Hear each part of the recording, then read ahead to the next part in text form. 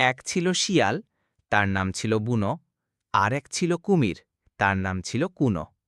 বুনো ছিল খুব চালাক, আর কুনো ছিল ভীষণ বোকা।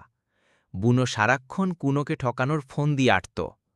একদিন নদীর ধারে বুনো আর কুনোর দেখা হলো। কুনো তখন নদীর কিনারে শুয়ে রোদ পোহাচ্ছিল। বুনো তাকে দেখে বলল, "কি গো কুনো ভাই, কেমন আছো?" কুনো হাই তুলে বলল, "এই তো, ভালো, তবে পেটে খুব খিদে।" বুনো মনে মনে হাসল। সে বলল, "আরে, সে কি, তোমার তো এখন বেশ মোটাসোটা হওয়ার কথা।" কুনো অবাক হয়ে বলল, "কেন?" বুনো বলল, "তুমি জানো না, আজ নাকি নদীতে মিষ্টি মিষ্টি ফল ভেসে আসছে।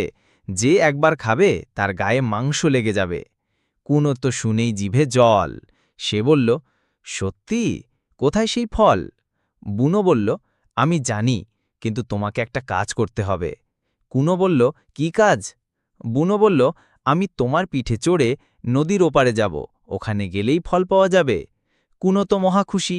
সে বুনোকে পিঠে নিয়ে সাঁতার কাটতে শুরু করল। মাঝ নদীতে এসে বুনো বলল, "কুনো ভাই, তোমার পিঠটা তো বেশ শক্ত।"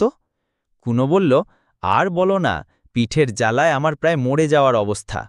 বুনো বলল, "আরে, সে কি, তাহলে এক কাজ করো, তুমি এক জায়গায় দাঁড়াও, আমি তোমার পিঠ থেকে নামব।" কুনো সরল মনে এক জায়গায় দাঁড়ালো।